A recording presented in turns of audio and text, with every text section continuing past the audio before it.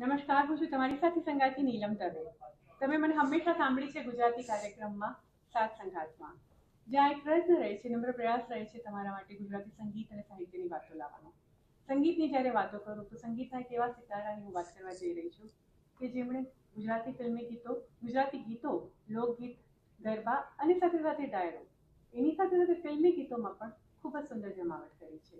એવા શ્રી પાર્થિવભાઈનું સ્વાગત કરીશ ડાલસ ફોર્ટ, જ્યાં પહેલી વાર પાર્થિવભાઈ પધારી રહ્યા છે ડાલસમાં આપણા બધા માટે એમનું એક સુંદર ગરબાનો કાર્યક્રમ લઈને. તો પાર્થિવભાઈ, ખૂબ ખૂબ સ્વાગત છે તમારું. અમારા શ્રોતાઓ તરફથી, ડાલસ ફોર્ટના દરેકે દરેક સંગીત પ્રેમીઓ તરફથી તમારું સ્વાગત છે. Thank you so much for this amazing introduction.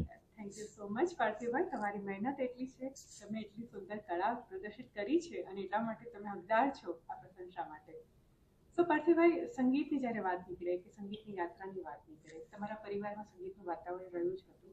જી. પરંતુ બાળક તરીકે એવી કઈ ક્ષણ હતી કે તમને એમ થયું કે સંગીતમાં જ જવું છે, કારકિર્દી જો કરવી હોય તો ગાયક તરીકે જ કરવી છે? ગુજરાતીમાં કહેવાય ને કે ગળથુથીમાં વાત હોય છે, કોઈ સંસ્કાર હોય છે, એવી રીતે મારી સાથે સંગીત મને મારા પિતાશ્રી તરફથી ગળથુથી તો નહીં પણ શ્રુતિમાં રહ્યું છે કે હજી આંખ પણ ઉઘાડતા માંડ શીખેલી ત્યારે એમણે રેડિયોમાં શાસ્ત્રીય સંગીતના કાર્યક્રમો મને સંભળાવવાનું શરૂ કર્યું. તો એ મારી શરૂઆતની ટ્રેનિંગ એ પ્રમાણે રહી. અને જેવો થોડો સમજણો થયો ત્યારથી વિધિબદ્ધ શાસ્ત્રીય સંગીતની તાલીમ લેવાનું શરૂ કરેલું. So this was the right kind of training of Indian classical music. અને જેનાથી બીજું કંઈ વિચારવાનો સમય જ નહોતો મળ્યો. ઇટ વોઝ બટ નેચરલ કે મારે આ જ કરવું છે. કારણ કે તમે તો એમ ગળથુથી અને મૂળના ઈંડાને ચિતરવાના તમારામાં જે કળા હતી, તમારા વારસાગત કળા મળી છે, પણ એ વારસાગત કળામાં મહેનત પણ છે તમારી ઘણી બધી. નાનપણથી લઈને તમે જેટલા ટીવીના રિયાલિટી શોઝમાં ગયા છો, જેટલી પ્રતિયોગિતા જીતી છે, અને એની સાથે મેં કહ્યું તેમ ગુજરાતી ગીત સંગીત તો તમે છો જ એક ખૂબ જ ઉત્તમ કલાકાર તરીકે. હિન્દીમાં સાવરિયાની વાત હોય, દેવદાસની વાત હોય, એવા ઘણા બધા ગીતોમાં. સો પાર્થિવભાઈ, ગુજરાતી ગીતો હોય, ફિલ્મી સંગીતમાં, લોક ડાયરો, આ બધી કેટેગરીઝમાં એક એવી કોઈ વાત હોય કે જે તમને ઘણી પ્રિય છે ગાવા માટે, સિંગર તરીકે, ગાયક તરીકે, કે તમે જે વધારે પસંદ કરો છો? કોઈ પણ કલાકાર માટે, ગાયક હોય, વાદક હોય કે કોઈ પણ લલિત કલાનો કલાકાર હોય, એની માટે શ્રોતાઓ વધારે અગત્યના હોય છે. જ્યાં પછી એ કોઈ ઘરમાં નાની મહેફિલ હોય, બેઠક હોય કે પછી કોઈ મોટા સ્ટેડિયમમાં કાર્યક્રમ હોય, કોઈ ઓડિટોરિયમમાં હોય, જો એમને શ્રોતાઓ, રસિયાઓ મળે તો પછી એ મન મૂકીને, દિલ ખોલીને એમની કલા પ્રસ્તુત કરી શકે છે. ને એવા સમયે તો એવી રજૂઆત થઈ જાય કે જે કલાકારને પોતાને એમ થાય કે આ તો આ મારામાંથી કઈ રીતે થઈ શક્યું, એમ લાગે કે આ ઉતર્યું મારા થકી. એટલે એવી અનુભૂતિ થતી હોય છે. અને શ્રોતાઓ સૌથી વધારે ઇમ્પોર્ટન્ટ હોય છે કલાકાર માટે. બિલકુલ, બિલકુલ. જેવી શ્રોતાઓની માંગ તેવી કળા, અને એ તમારું વિશિષ્ટ વ્યક્તિત્વ છે કે તમે એકમાં નહીં પરંતુ ઘણી બધી કળાઓમાં માહિર છો. મેં કહ્યું તેમ ફિલ્મી ગીતોથી લઈને, લોકગીતથી લઈને, ગરબાથી લઈને ડાયરા સુધી. ગરબાની જ્યારે વાત કરી, તમે ઓફકોર્સ ગરબા માટે પધાર્યા છો ડાલસ, ગરબાની હું વાત કરવા માંગીશ. આજકાલ સમય એવો થઈ ગયો છે કે ગરબા માટે ઘણા બધા કલાકારો છે, ગરબાની વાતો છે, પણ જે આપણા શાસ્ત્રીય સંગીતની વાત છે, કે જે આપણી ગુજરાતી સંગીતની વાત છે, જે તમારો એક ગરબો મેં સાંભળેલો છે અને મને ઘણો પ્રિય છે, ગરબો કરીને જે તમે માતાજીનો ગરબો ઇન્ટ્રોડ્યુસ કર્યો ઘણા વર્ષો પહેલા, ત્યારે હું હતી ત્યાં આગળ. એ ગરબાને તમે સાંભળો ત્યારે તમને ખરેખર એવું લાગે કે નવરાત્રિમાં માતાજીનું અવતરણ થઈ રહ્યું છે, જ્યારે આજકાલ એવું નથી. સો એ બધા માટે તમે શું કહીશો? કારણ કે તમારા ગરબા અલગ છે, ઘણા વિશિષ્ટ છે, જે માતાજી માટે છે, ગુજરાતી સંગીત માટે ખાસ છે, અને જેમાં ભેળસેળ નથી, અને એ જ તમારી વિશિષ્ટતા છે. સો નવરાત્રિ ઉત્સવ અત્યારે એક ડાન્સ ફેસ્ટિવલ તરીકે પણ ઓળખાય છે. અને જે ગુજરાતીઓ છે અને ગુજરાતના ટ્રેડિશનલ નવરાત્રિની ટ્રેડિશનની ઓળખ ધરાવે છે, એમને કદાચ ગરબો એટલે એક આપણું રિચ્યુઅલ છે. નવરાત્રિ જે રીતે સેલિબ્રેટ થાય છે અને માતાજીની આરાધના થાય છે જે પદોમાં, એ બધા ગરબાઓ છે. અને અમદાવાદમાં, ગુજરાતમાં ઘણા શહેરોમાં એવું પણ કહેવાય છે કે ચાલો આપણે ગરબા ગાવા જઈએ, એટલે રમવા જતા હોય ગાવા જઈએ પણ છીએ. ગરબા ગાવા જઈએ. તો એ પહેલાંની ટ્રેડિશન એવી જ હતી કે ગાતા ગાતા એ ગરબાની આસપાસ ફરીને એ કોરિયોગ્રાફી પણ પોતે જ કરે.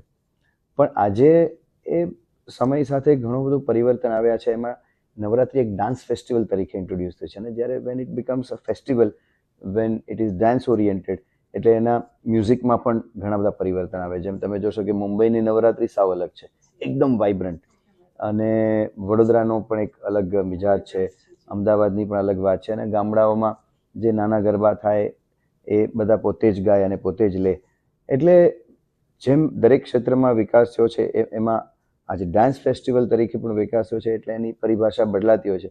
પણ હું પર્સનલી એને બહુ પોઝિટિવલી લઉં છું, કારણ કે જરૂરી નથી કે કોઈ નોન ગુજરાતીને એ ખબર હોય, પણ જ્યારે ખબર પડે ત્યારે ચોક્કસ એ માતાજીના ગરબા પોતે સાંભળે, ગાય અને એને માણે. પણ જે લોકોને નથી ખબર એ આજે ગરબો એક વિશ્વ એક એને સ્થાન પણ મળ્યું છે. એનું એક્ઝેક્ટ વિગત હું આપીશ તમને.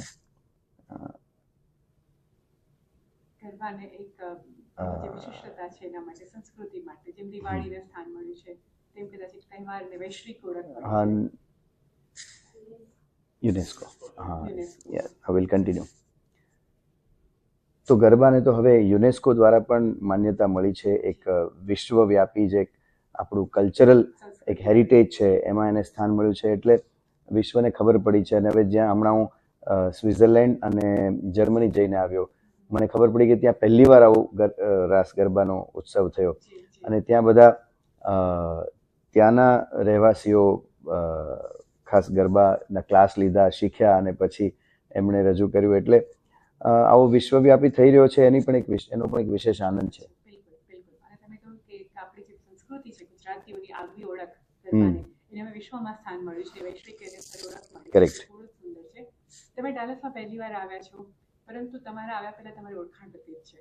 તમારી જે મહેક છે સંગીતની, તમારી સંગીતની જે પ્રસિદ્ધિ છે બધે છે. તો અમારા શ્રોતાઓને કહેવાની જરૂર નથી કે તમે આવજો જ, મને ખાતરી છે કે બધા આવશે જેમને સંગીત માટે પ્રેમ છે.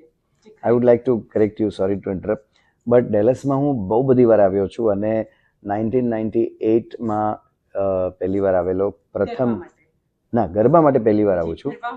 ગરબા માટે પહેલી વાર છે, પણ ડેલસમાં હું બહુ વખત આવી ગયો છું. અને 1998માં પહેલી વાર આવેલો, ત્યારે પ્રથમ એક NGO માટે ફંડરેઝર કરેલો. પણ અત્યાર સુધી જ્યારે આવ્યો ત્યારે હિન્દી ફિલ્મના ગીતોના કાર્યક્રમ કર્યા છે. બટ અમારા નેશનલ પ્રમોટર છે એન્ટરટેનમેન્ટ 8 LLC, એ લોકો પહેલી વાર મને અહીંયા ડેલસમાં લાવી રહ્યા છે. ગરબા માટે પહેલી વાર તમે બધા Of course. ગરબાનો રંગલો જે શો છે એ પહેલી વાર બધા રંગમાં એના રંગાવાના છે ગરબા. Of course. તો મારા શ્રોતાઓને હું બિલકુલ નિવેદન કરીશ કે હજી 2 દિવસની વાર છે. તમે જો ટિકિટ્સ ન લીધી હોય તો આવી ભૂલ ના કરતા, ટિકિટ્સ જરૂરથી લઈ લેજો, કારણ કે પાર્થિવભાઈ વારાફરતી ડાલસમાં નથી આવવાના. આવશે, બિલકુલ આવતા વર્ષે આવશે, પણ ત્યાં સુધી કદાચ તમારે 1 વર્ષની રાહ જોવી પડશે. તો તમારી પાસે એક સુંદર તક છે પાર્થિવભાઈને સાંભળવાની, એમના અવાજને સાંભળવાની, એમની વિશિષ્ટતાને સાંભળવાની, અને એમના ગરબાઓને મળવાની. તો જરૂરથી સપ્ટેમ્બરની 4મી તારીખે 7:30 વાગે મેથોમા ઇવેન્ટ સેન્ટર માટે ટિકિટ્સ માટે તમે દરેક લોકલ બુક સ્ટોર્સમાં પણ જઈ શકો છો અને ટિકિટ લઈ શકો છો. પાર્થિવભાઈ, તમારો ખૂબ ખૂબ આભાર.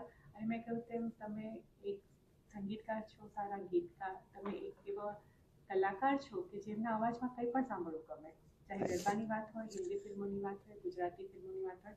અને હવે તો પ્રોડ્યુસર પણ અમે તમારી ફિલ્મો જોઈએ છીએ. તમારા પતિને તમે ઘણા સારા જીવનસાથી તરીકે પુરવાર થયા છો, ત્યાં બંને મળીને એક ઉત્તમ પ્રોજેક્ટ આપો છો. સો કોઈ એવી વાત તમારા શ્રોતાઓને તમે આ સંદેશો તરીકે આપવા માંગતા હો તો? ચોક્કસ. ફિલ્મોની વાત કરીએ એ પહેલાં મારે એટલું કહેવું છે કે આજના આ કાર્યક્રમમાં મારી સાથે અદ્ભુત કલાકારોની આખી ટીમ છે. આઈ વુડ સે એન્ટરટેનમેન્ટ સેના છે, બિકોઝ ઇટ ઇઝ એન્ટરટેનમેન્ટ 8, અને એ અમે આખું ગ્રુપ ખૂબ જ મજા કરી રહ્યા છીએ, અને સ્ટેજ પરથી તમને પણ મજા કરાવવાના છીએ. સો yes, please, I M looking forward and excited to meet you all at the venue. What is the name? Mathoma Event Center. On 14th. 14th of September, that is Saturday night, શનિવારે સાંજના 7:30 વાગે જરૂરથી આવજો આ ગરબાનો રંગલામાં રંગાવા માટે, કારણ કે ગરબા અને નવરાત્રિનો મહોત્સવ તમારી રાહ જોઈ રહ્યા છે. તો એટલું જ કહીશ કે હા, રંગ લો જામ્યો કાલિંદડીને ઘાટ છો ગાળા તારા ઓરે છબીલા તારા ઓરે રંગીલા તારા રંગ ભેરું જુએ તારી હે વાટ રંગલો. શું વાત છે. તો આ અવાજને પ્રત્યક્ષ તમે સાંભળી શકો છો સુંદર એમના સંગીત સાથે અને એમના સુંદર સહ કલાકારો સાથે 14th સપ્ટેમ્બર ભૂલતા નહીં. નમસ્કાર, ધન્યવાદ.